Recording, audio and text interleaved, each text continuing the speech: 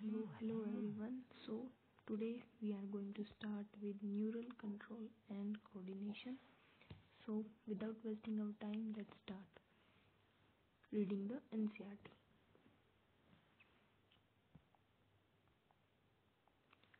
As you know, the functions of the organ systems in our body must be coordinated to maintain homeostasis. Okay, ये line कह रही है कि हमारे body में जो ऑर्गन सिस्टम होते हैं वो कोऑर्डिनेटेड होने चाहिए ताकि होम्योस्टेसिस यानी जो हमारी मतलब अपनी ह्यूमन प्रोसेसेस होती है उसको मेंटेन करने के लिए जो ऑर्गन्स और ऑर्गन सिस्टम होते हैं उनमें कोऑर्डिनेशन होना चाहिए। तो यही है इसकी पहली line.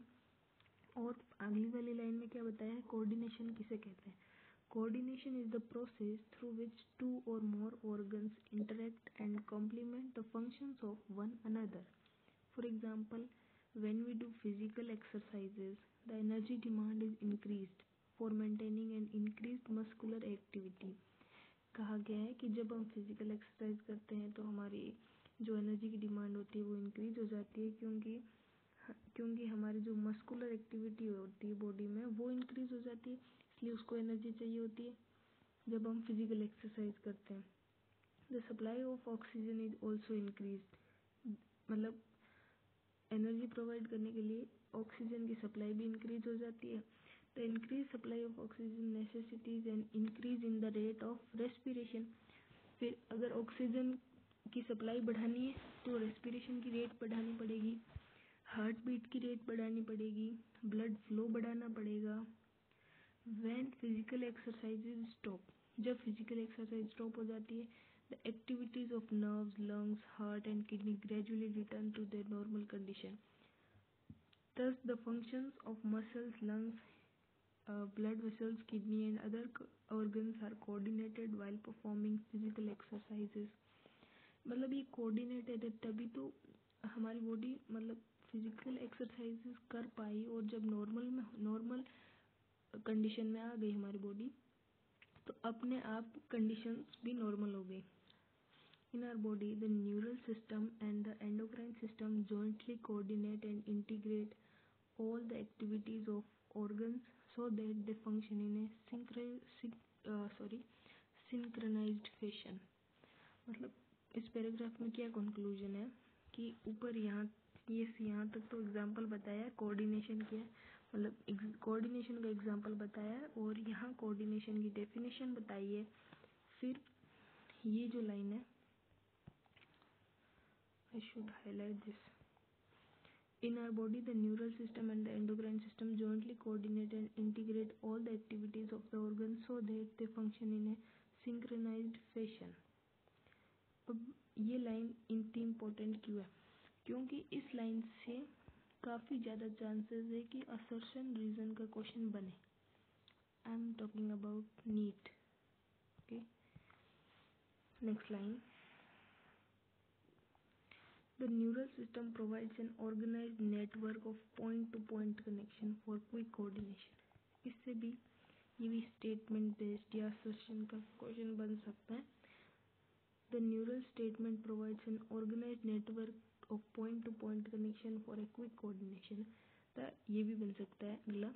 The endocrine system provides chemical integration through hormones.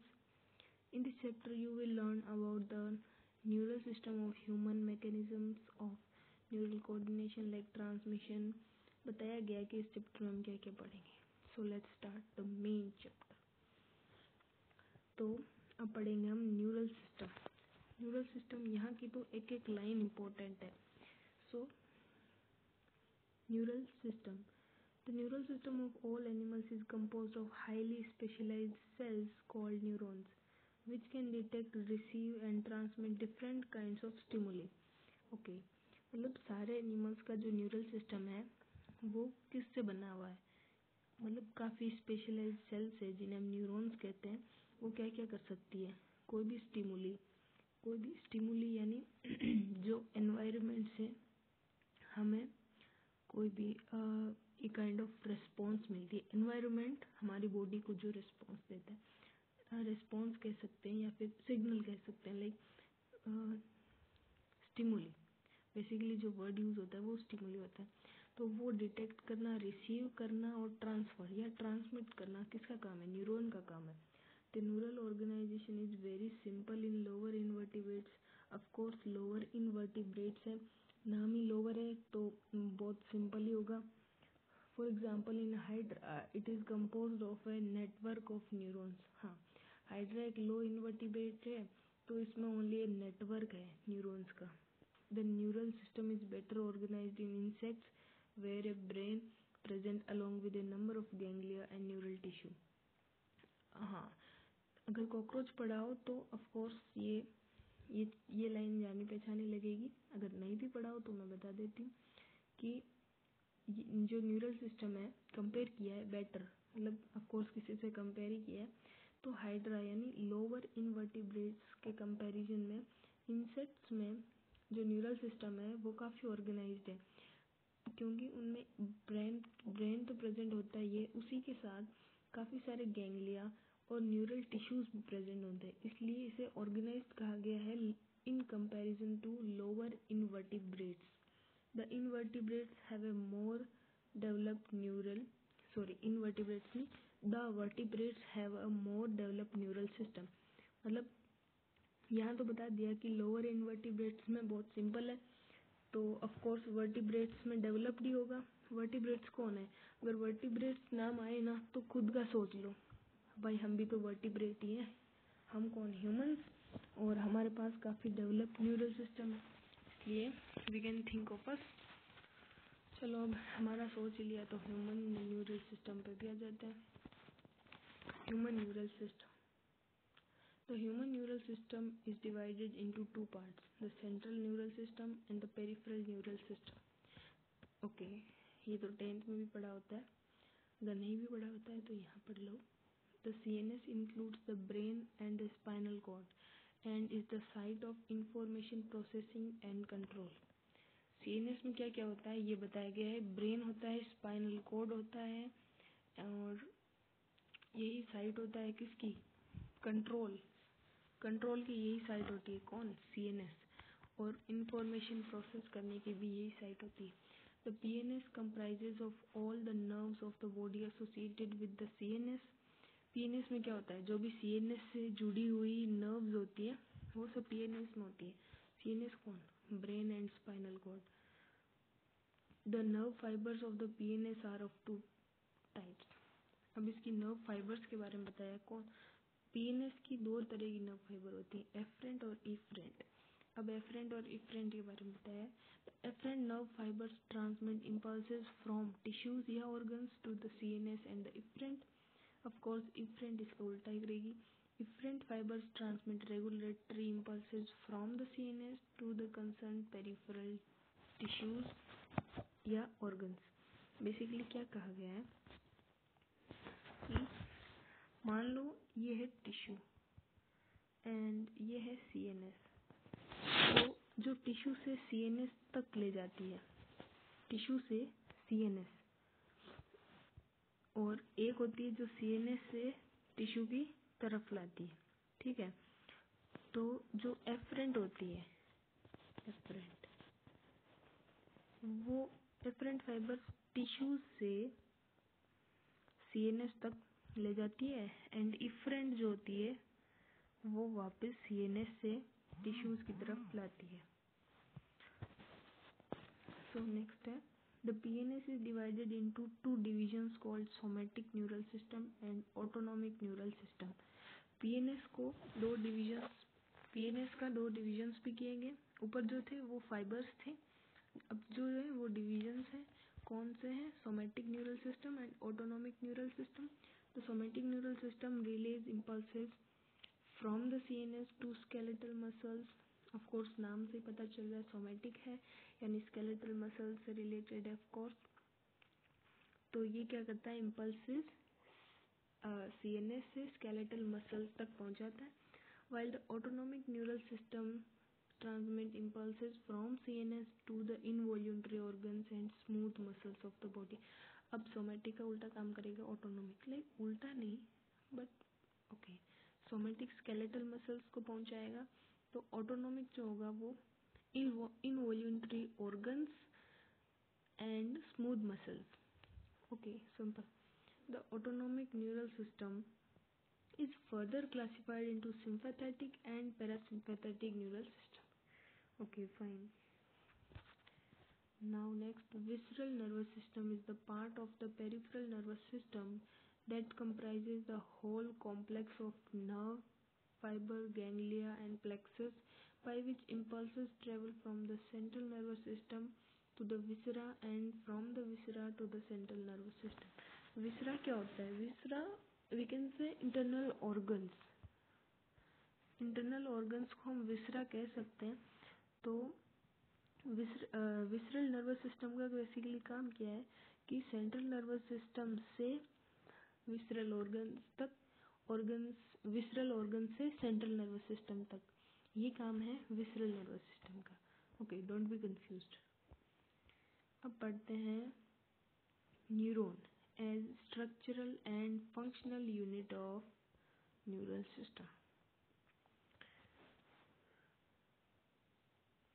A neuron is a microscopic structure composed of three major parts, namely cell body, dendrites and axon. ये तो आपको 7th, 6th हो गया, 7th, 8th, 9th, 10th सब में पढ़ाई होता है. The cell body contains cytoplasm with typical cell organelles and certain granular bodies called Nissls granules.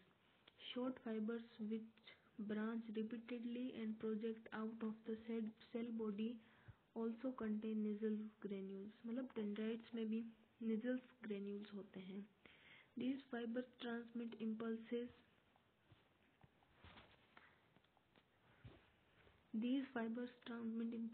towards the cell body. The axon is a long fiber, the distal end of which is branched. मतलब ये distal end ये branched है. Each branch terminates as a bulb-like structure called synaptic knob. ये है synaptic knob. This is synaptic knob, bulb-like structure, and which possess synaptic vesicles, जो अभी इस diagram में हमें नहीं दिखेंगे, and containing chemicals called neurotransmitters. Synaptic vesicles में क्या होता है? Neurotransmitters. The axons transmit nerve impulses away from the cell body to a synapse or to a neuromuscular junction. Based on the number of axon and dendrites, the neurons are divided into three types. Multipolar with one axon and two or more dendrites. Multipolar मतलब नाम से पता चल रहा है कि ज़्यादा ही है कुछ, मतलब एक्सोन तो एक ही है बट डेंड्राइट्स काफ़ी है. एंड ऑफकोर्स देखो मैं कैसे याद रखती हूँ मल्टीपोलर, यानी ऑफकोर्स कॉम्प्लेक्स होगा कुछ. कॉम्प्लेक्स से मुझे याद आ जाता है कॉर्टेक्स, सो सेरिब्रल कॉर्टेक्स. मैं तो ऐसे याद रखती हूँ, बाकी तुम अपनी अपनी ट्रिक्स होती है. बाईपोलर मतलब दो है of course. Bi refers to two. So with one axon and one dendrite found in the retina of eye. अब ये कैसे याद रखती हूँ मैं? बाइपोलर मतलब दो. ऑफ कोर्स दो से मुझे याद आता है कि भाई दो अपनी क्या होती है? आंखें होती है.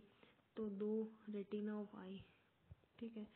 And then unipolar, cell body with one axon only, found usually in embryonic stage. अब मैं ये कैसे याद रखती हूँ? मैं ये ऐसे याद रखती हूँ कि भाई यूनिपोलर है मतलब प्रिमिटिव टाइप का होगा, और प्रिमिटिव टाइप मतलब नॉट दैट मच डेवलप. सो उससे याद आ जाता है एम्ब्रियोनिक स्टेज, उसमें हम इतने डेवलप नहीं होते हैं, तो उसमें मुझे याद रह जाता है यूनिपोलर. इन ए नटशेल हम कह सकते हैं multipolar found in cerebral cortex, bipolar found in retina of I, unipolar found in embryonic stage. So there are two types of axons, namely myelinated and non-myelinated. The myelinated nerve fibers are enveloped with Schwann cells, which form a myelin sheet around the axon. The gaps between two adjacent myelin sheets are called nodes of Denver. Myelinated nerve fibers are found in spinal and cranial nerves. इससे क्या पता चलता है? इस line से we can conclude कि myelinated nerve fibers are found in the spinal and मतलब myelinated nerve fibers are more commonly found in the CNS. we can conclude na commonly found in CNS. And unmyelinated nerve fibers is enclosed by Schwann cells that doesn't form a myelin sheet around the axon and is commonly found in the autonomic and मतलब myelinated जो है वो CNS में मिलेगा commonly and unmyelinated जो है वो PNS में commonly मिलेगा। अब देखो इसके बारे में हमने जो भी पढ़ा है वो क्या है, डेंड्राइट्स निजल ग्रेन्यूल्स प्रेजेंट होते हैं, निजल ग्रेन्यूल ये रहे, सेल बॉडी ये रही, इसमें भी होते हैं, सेल न्यूक्लियस ये रहा, श्वान सेल्स ये रही, एक्सोन ये रहा, माइलिन शीट ये रही, नोड ऑफ रेन्यूर इनके बीच का गैप ये है node of Ranvier and axon terminal, ये देखो ये है एक्सोन टर्मिनल एंड ये है सिनेप्टिक नोड्स। बस हो गया। अब पढ़ेंगे इस चैप्टर का, या तो इजी कहो, समझ में आने पर इजी कहो और ना समझ में आने पर सबसे टफ कहो, वो वाला पार्ट है generation and conduction of nerve impulse. Generation and conduction of nerve impulse, ठीक है। न्यूरॉन्स आर एक्साइटेबल सेल्स, पता है, because their membranes are in polarised state. Oh, ये एक्साइटेबल सेल्स है, क्यों? क्योंकि इनकी जो मेम्ब्रेन है वो पोलराइज्ड स्टेट में प्रेजेंट होती है। अब ये असर्शन रीजन क्वेश्चन बन सकता है, मतलब एनसीईआरटी में जहाँ भी बिकॉज दे रखा है ना, समझ लो वहाँ असर्शन रीजन पक्का बनेगा, पक्का। मतलब टेस्ट के हिसाब से नीट का पता नहीं, बट टेस्ट के हिसाब से कहें तो चांसेस वहीं के रहते हैं। आगे बढ़ते हैं। Do you know why the membrane of a neuron is polarized? क्या आपको पता है कि न्यूरॉन की मेम्ब्रेन जो है पोलराइज्ड क्यों है? Different type of ion channels are present on the neural membrane. अब एनसीईआरटी सवाल कर रही है और एनसीईआरटी हमें बता रही है कि काफ़ी तरह के आयन चैनल्स होते हैं किस पे, न्यूरल मेम्ब्रेन पे, मतलब न्यूरॉन की मेम्ब्रेन पे काफ़ी सारे आयन चैनल्स होते हैं। These ion channels are selectively permeable to different ions, मतलब हर एक अलग आयन के अलग अलग चैनल्स होते हैं, इसलिए सेलेक्टिव है। हर चैनल हर किसी आयन के लिए सेलेक्टिव है। And when a neuron is not conducting any impulse that is resting, the axonal membrane is comparatively more permeable to potassium ions. याद रखने वाली चीज है, नो एक्सप्लेनेशन, नो लॉजिक, बस है, नेचुरल है, मतलब हमने पता किया।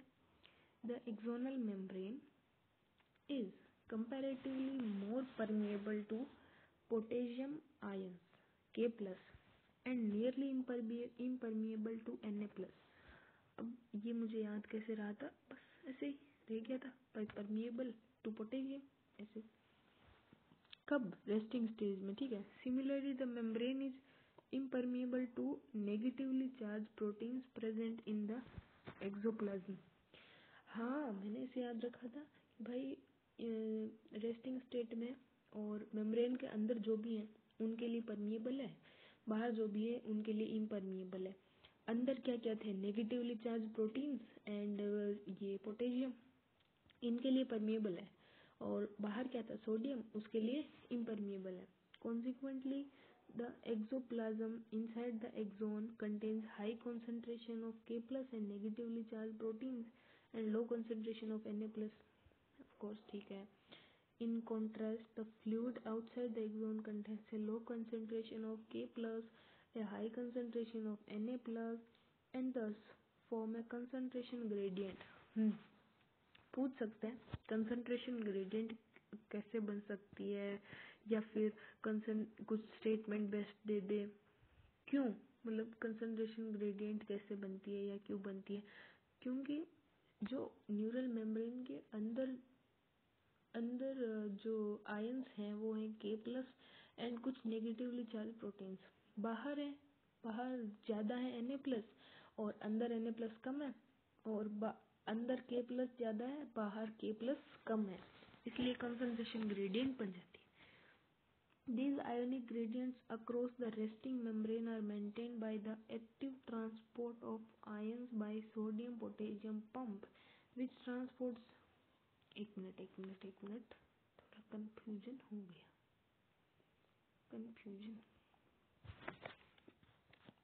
दीज आयोनिक ग्रेडियंट्स, जो आयोनिक ग्रेडियंट हैं अक्रॉस द रेस्टिंग मेम्ब्रेन, इस मेम्ब्रेन के अंदर बाहर, are maintain by the active transport of ions. अच्छा, ये जो ग्रेडियंट्स होते हैं ये मेंटेन किसके द्वारा होते हैं, सोडियम पोटेशियम पंप, ओके, जो क्या करता है तीन Na+ को बाहर और 2 K+ को अंदर भेजता है, इसीलिए जो आयोनिक ग्रेडियंट है वो बनी रहती है। As a result outer surface of the external membrane possesses a positive charge because of Na+, while its inner surface becomes negatively charged and therefore is polarized, इसलिए पोलराइज्ड होती है। ठीक है, बाहर देखो प्लस, अंदर नेगेटिव, और ये है शायद Na+, वो sodium potassium pump. The electrical potential difference across the resting is called the resting potential। ठीक है, इन दोनों का जो पोटेंशियल डिफरेंस है कब, रेस्टिंग प्लाज्मा मेम्ब्रेन में, उसे हम रेस्टिंग पोटेंशियल कहते हैं। ठीक है, रेस्टिंग पोटेंशियल, ओके। अब you might be curious to know about the mechanism of generation of nerve impulse and its conduction along the axon। Yeah, of course we are curious, तभी तो bio लिए। When a stimulus is applied at a site, point है, let's say ये point है, मान लेते हैं यहाँ कोई स्टिमुलस आई है, यहाँ स्टिमुलस अप्लाइड किया ऑन द पोलराइज्ड मेम्ब्रेन, मतलब पोलराइज्ड मेम्ब्रेन है, रेस्टिंग मेम्ब्रेन है, the membrane at site A becomes freely permeable to Na+। हाँ, पहले क्या पढ़ा था, पोलराइज्ड स्टेट में Na+ के लिए परमिएबल नहीं थी, तो जब स्टिमुलस आता है तो Na+ के लिए फ्रीली परमिएबल हो जाती है membrane. This leads to rapid influx of Na+ followed by reversal of polarity at this site.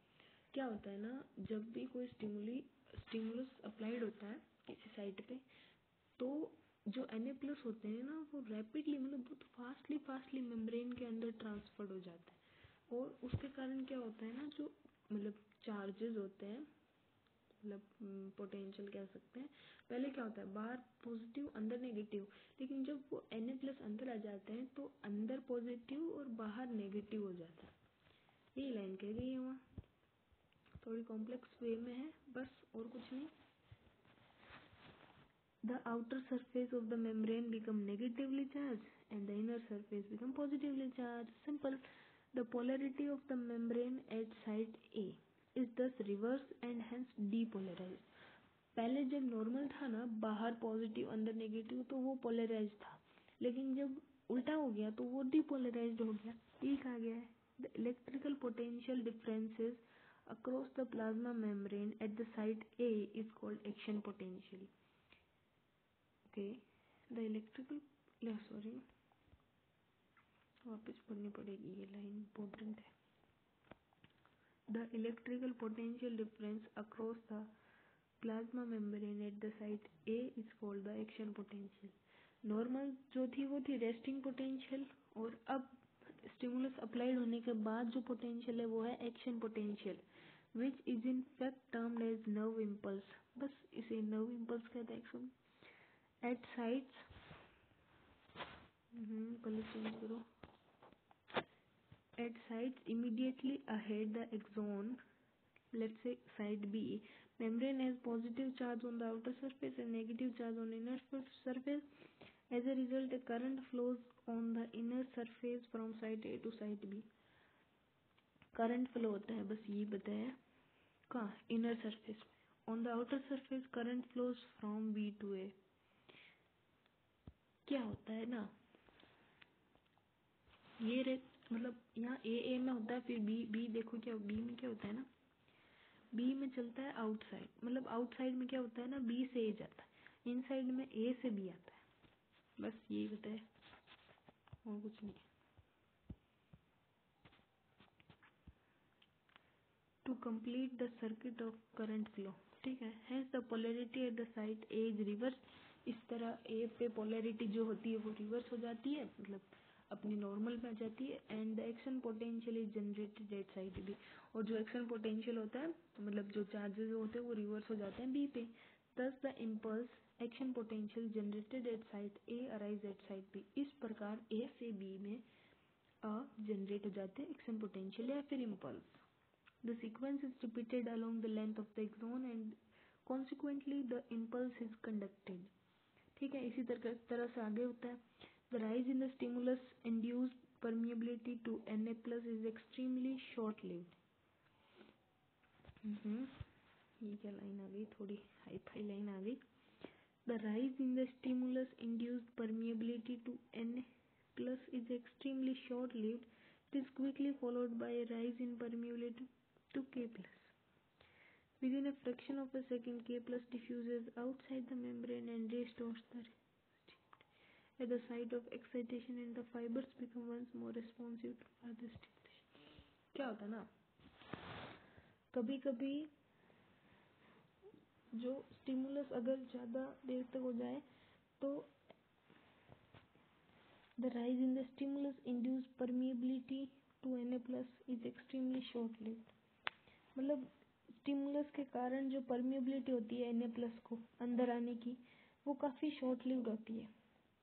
और ये मतलब जब Na प्लस की परमिएबिलिटी हो जाती है स्टिमुलस के आने के बाद तो क्विकली क्या होता है ना, परमिएबिलिटी ऑफ K प्लस हो जाती है, राइज हो जाती है मतलब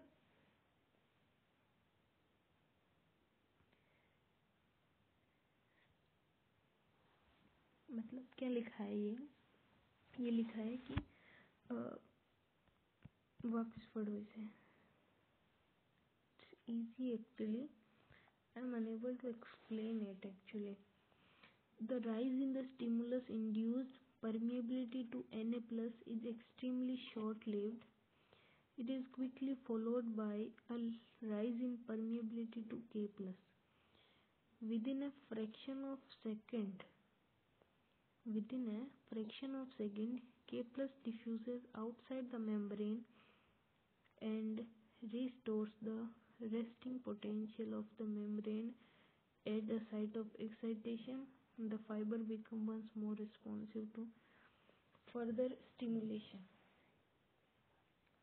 मतलब होता क्या है, कुछ अनबन हो जाती है, कुछ ज़्यादा कम हो जाता है।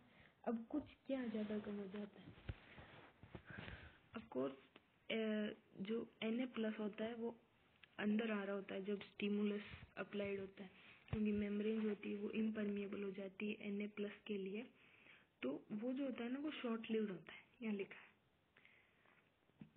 है। एंड वो क्विकली फॉलो होता है, मतलब जो K प्लस की परमिएबिलिटी होती है वो राइज कर जाती है, लेकिन कुछ ही सेकंड में, सेकंड क्या कहे, फ्रैक्शन ऑफ सेकंड, मतलब सेकंड से भी कम, उसमें क्या होता है ना, K प्लस वापस आउटसाइड द मेम्ब्रेन डिफ्यूज हो जाता है।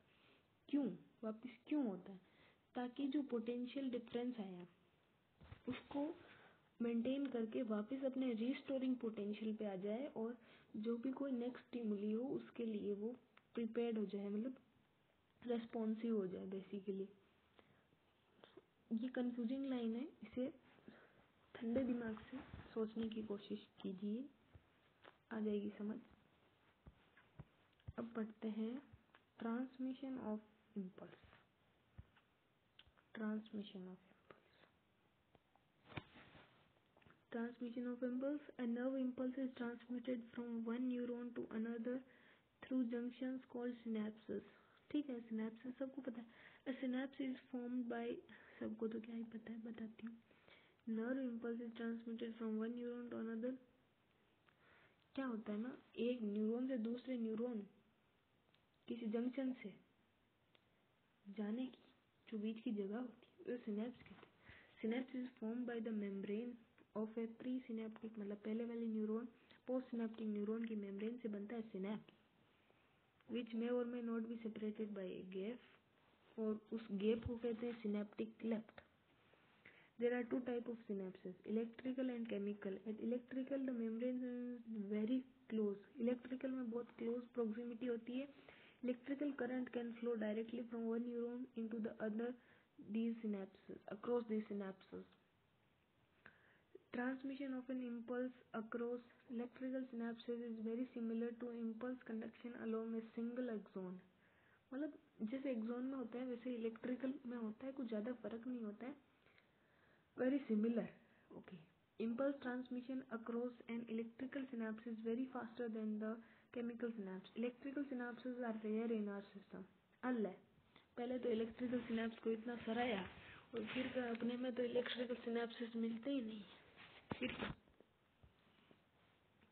at a chemical synapse, the membranes of the pre and post are separated by a fluid field called synaptic cleft. Do you know the presynaptic neuron transmit an impulse axon? Chemicals called neurotransmitters are involved in the transmission of impulses at these synapses. Neurotransmitter होते हैं जो मतलब information या फिर impulse को इस synapses के through transfer करता है. The axon terminals contain vesicles filled with these neurotransmitters. When an impulse action potential arises at the axon terminal, it stimulates the movement of the synaptic vesicles towards the membrane. They fuse in the plasma membrane and release their neurotransmitter in the synaptic cleft. The released neurotransmitter bind to their specific receptors present on the postsynaptic membrane. This binding opens ion channels, allowing the entry of ion which can generate a new potential in the postsynaptic neuron. The new potential developed may either be excitatory or inhibitory. Okay. अब देखो यहाँ से समझते हैं भाई. देखो यहाँ से एक्सोन के थ्रू आया इम्पल्स, यहाँ से आया. ये है फोर्स एक्सोन टर्मिनल और ये है अपने सिनेप्टिक वेसिकल्स. ठीक है. ये है प्री सिनेप्टिक मेम्ब्रेन. ये मतलब जो पहला का मेम्ब्रेन है उसकी पहला जो न्यूरॉन है उसकी मेम्ब्रेन. फिर है सिनेप्टिक क्लेफ्ट. ये जो बीच की जगह है ना ये है सिनेप्टिक क्लेफ्ट. कैसे ये देखो ये जो दिख रही है ना ये है सिनेप्टिक क्लेफ्ट. ये सिनेप्टिक क्लेफ्ट जगह बीच की बेसिकली. ये पोस्ट सिनेप्टिक मेम्ब्रेन मतलब दूसरे जो जिसमें अपन कर रहे हैं ना इंफॉर्मेशन ट्रांसफर उसकी मेम्ब्रेन और रिसेप्टर्स. और ऑफ कोर्स इस पे रिसेप्टर्स हैं. इस पे आके ये न्यूरोट्रांसमीटर्स बाइंड होंगे तभी आगे ट्रांसफर होगा इम्पल्स की दूसरे न्यूरॉन में. यही बताया गया इसमें. तो अब आ जाते हैं central neural system. Central neural system. The brain is the central information processing organ of our body and acts as the command and control system. It controls the voluntary movement, balance of body, functioning of vital involuntary organs, example lungs, heart, kidneys, etc. Thermoregulation, hunger and thirst, circadian rhythms of our body, activities of several endocrine glands and human behavior. Of course ये सब ना पढ़ने की चीज़ है, समझाने का इसमें कुछ नहीं है. It is also the site of processing of vision, hearing, speech, memory, intelligence, emotions and thoughts. The human brain is well protected by a skull. Inside the skull, the brain is covered by cranial meninges. हाँ इसमें थोड़ा बहुत समझ सकते हो. क्या क्या समझ सकते हो? यही कि ह्यूमन ब्रेन में ह्यूमन ब्रेन प्रोटेक्टेड होता है स्कल से, सबको पता है. और स्कल के अंदर क्या होता है? The brain is covered by cranial meninges. जो स्कल के अंदर भी ब्रेन किस में कवर्ड होता है? Cranial meninges. और क्रेनियल मेनिंजेस की जो आउटर लेयर होते हैं उसे कहते हैं हम dura mater. A very thin middle layer called arachnoid and innermost layer which in contact with brain tissue, जो डायरेक्टली ब्रेन टिश्यू के कांटेक्ट में है वो है पिया मैटर. ये तो बस याद रखना पड़ेगा. ड्यूरा मैटर, अरेकिनोइड एंड पिया matter. The brain can be divided into three major parts: forebrain, midbrain and hindbrain. Forebrain, midbrain and hindbrain. Forebrain, midbrain, hindbrain. Forebrain, midbrain, hindbrain. बस आपको 10th में पढ़ा होता है शायद. और हाँ चैप्टर होता है कंट्रोल एंड कोऑर्डिनेशन होता है. ठीक है छोड़ो, पढ़ लेते हैं 11th में नया. वापस रिवाइज करते हैं। ह्यूमन ब्रेन स्कल में प्रोटेक्टेड होता है। स्कल में भी क्रेनियल मेनिंजेस होती है। क्रेनियल मेनिंजेस की जो आउटर मोस्ट लेयर होती है उससे ड्यूरा मैटर, अंदर की अरेकिनोइड और उसके अंदर की पिया मैटर। ओके, ये देखो ब्रेन का डायग्राम। सेजाइटल सेक्शन है, याद रखना सेजाइटल सेक्शन, ठीक है। पूछ सकते हैं कौन सा सेक्शन, सेजाइटल सेक्शन, ठीक है। अब देखो सेरिब्रल हेमिस्फीयर, ये है सेरिब्रल हेमिस्फीयर, ये है कॉर्पस कैलोसम, ये कॉर्पस कैलोसम है। And cerebral aqueduct of course ये है। मिड ब्रेन ये है। हिंड ब्रेन ये है। हिंड ब्रेन में ये बोन्स, ये है सेरिबेलम, ये है मेडुला, ये स्पाइनल कॉर्ड एंड ये है सेरिब्रम। एंड ये एक हेमिस्फीयर है, ठीक है। सेरिब्रल और सेरिब्रम हेमिस्फीयर में कंफ्यूज होने की जरूरत नहीं है। एंड ऊपर वाला है थैलेमस, थैलेमस के नीचे उसका हाइपोथैलेमस, ठीक है। और इसे कहते हैं फोर ब्रेन, ये है मिड ब्रेन, ये अकेला बेचारा मिड ब्रेन यहाँ बैठा है। हिंड ब्रेन में 3 पार्ट्स हैं। ओके, पढ़ लेते हैं फोर ब्रेन के बारे में। Fore brain consist of cerebrum, thalamus and hypothalamus. इसमें कोई भी समझाने वाली चीज होगी तो समझा दिया जाएगा, लेकिन इसमें ज्यादातर याद रखने वाली चीजें हैं। Cerebrum forms the major part of the human brain. A deep cleft divides the cerebrum longitudinally। हाँ, यहाँ क्वेश्चन आया था मतलब मेरे कोई टेस्ट में आया था शायद, हाँ longitudinally, और वहाँ दे दिया था ट्रांसवर्सली। मैंने सोचा ठीक है ना, ट्रांसवर्सली और longitudinally में कंफ्यूज हो गई थी, लेकिन जो माना जाएगा ना वो एनसीईआरटी का ही होगा। सीआरटी में क्या है longitudinally, तो longitudinally ही होगा, याद रखना। into two halves which are termed as left and right cerebral hemisphere। longitudinally याद रखना है। The hemispheres are connected by a tract of nerves called corpus callosum। The layer of cells which covers the cerebral hemisphere is called cerebral cortex and is thrown into prominent folds। The cerebral cortex is referred to as the grey matter due to its greyish appearance। The neuron cell bodies are concentrated here giving the color। हाँ, यहाँ हम समझ सकते हैं कि cerebral cortex का grey colour क्यों होता है, मतलब किसके कारण होता है। वो होता है सेल बॉडीज के कंसंट्रेट होने के कारण। The cerebral cortex contains motor areas, sensory areas and large regions that are neither clearly sensory nor motor in function।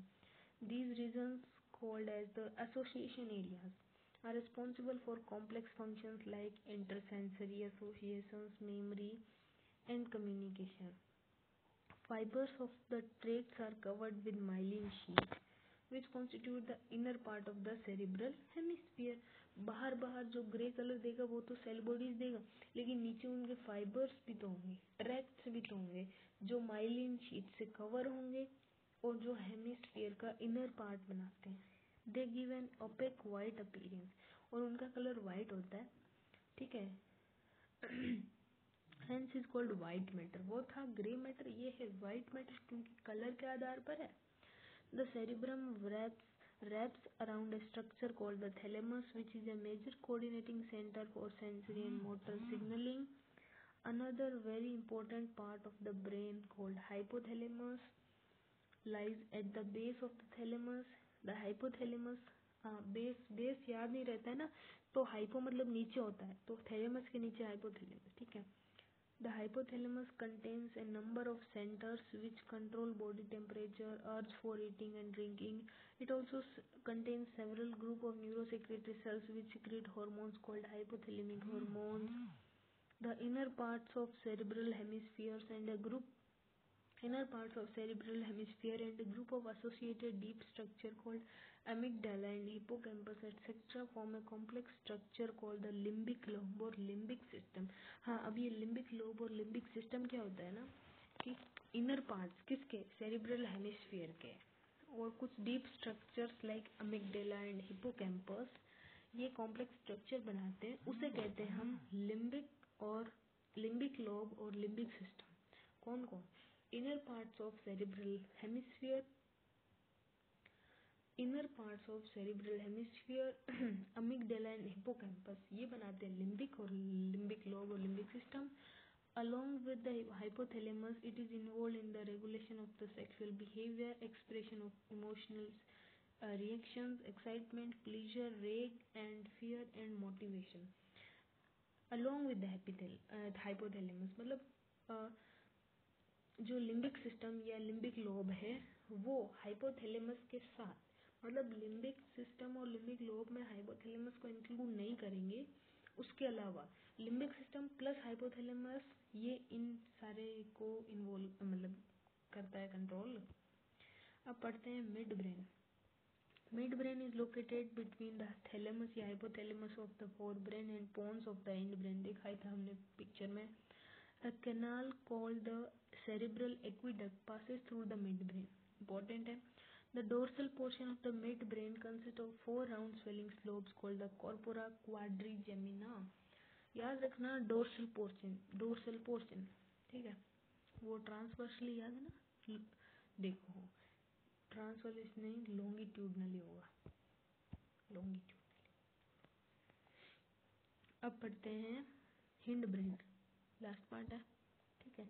The hind brain comprises pons, cerebellum and medulla, also called the medulla oblongata.